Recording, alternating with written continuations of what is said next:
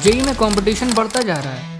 जनवरी attempt में 27 जैन को morning shift में 236 स्कोर करना पड़ा फॉर 99 परसेंटाइल, 27th इवनिंग में 211 और 29th इवनिंग में 212। अगेन अप्रैल में 6 की मॉर्निंग शिफ्ट में 215, 6 की इवनिंग में 208 की इवनिंग में 205 स्कोर करना पड़ा फॉर जस्ट 99 परसेंटाइल।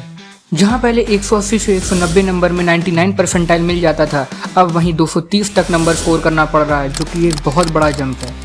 एडवांस के पेपर में भी अब तक का हाईएस्ट कट ऑफ देखा गया।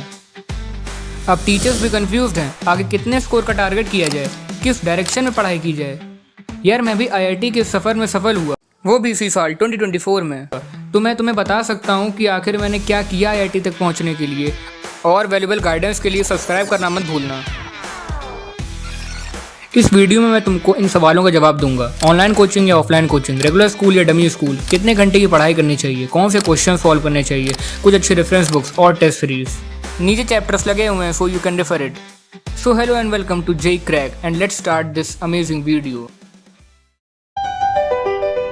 पहला आता है कोचिंग। बहुत लोग सोचते हैं कि सिलेक्शन केवल ऑफलाइन कोचिंग से ही होता है और ऑनलाइन कोचिंग बेकार होती है, लेकिन ऐसा नहीं है। अगर तुमने ऑफलाइन कोचिंग में लाखों रुपए देके खुद को एनरोल करवाया और फिर पूरा फोकस नहीं किया तो फिर सिलेक्शन भूल जाओ। और अगर तुमने ऑनलाइन में भी सारे लेक्चर्स टाइमली कंप्लीट किए और टाइम पे सारे असाइनमेंट्स कंप्लीट किए तो आराम से अंडर 100 रैंक फोड़ सकते हो। तो ऑनलाइन या offline coaching depends on your convenience.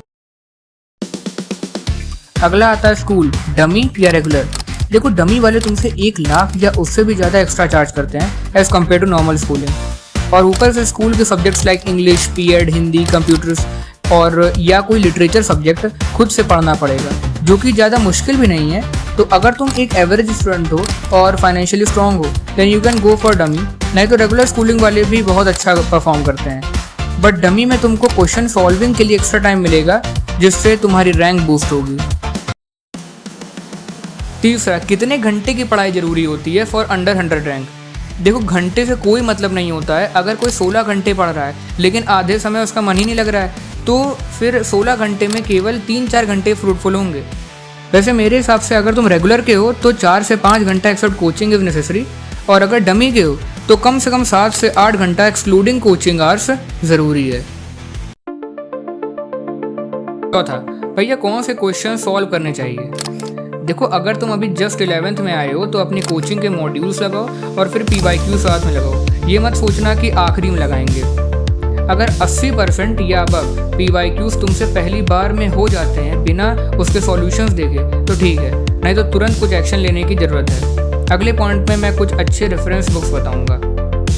अगर तुम 12th में होगे या ड्रॉपर होगे तो तुमको क्या सॉल्व करना है पता चल चुका होगा और फिर तुम उसके अकॉर्डिंगली पढ़ाई कर सकते हो।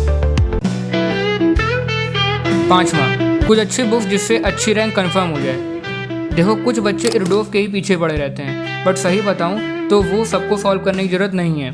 देखो, फिजिक्स में HC वर्मा दोनों वॉल्यूम्स थ्योरी प्लस सारे क्वेश्चंस न्यूमेरिकल्स और ऑब्जेक्टिव दोनों करने हैं। थ्योरी क्यों?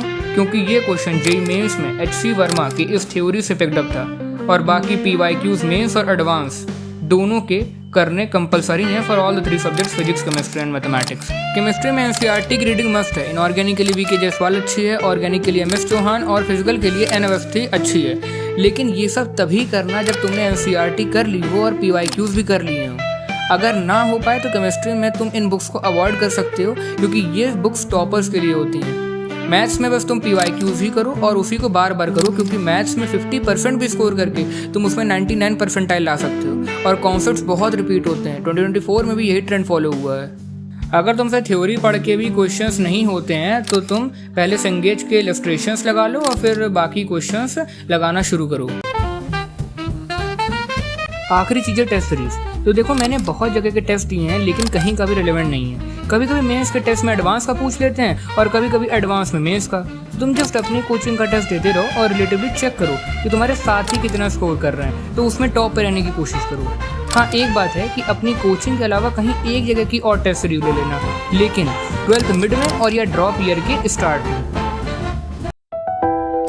तुम केवल IIT के लिए ही मत पढ़ो, इस प्रिपरेशन की जर्नी को एंजॉय करो। अगर तुम ज़्यादा प्रोडक्टिव होना चाहते हो तो लेफ्ट वाली वीडियो देखो, और अगर अपने माइंड को कंट्रोल में रखना चाहते हो तो राइट वाली वीडियो देखो।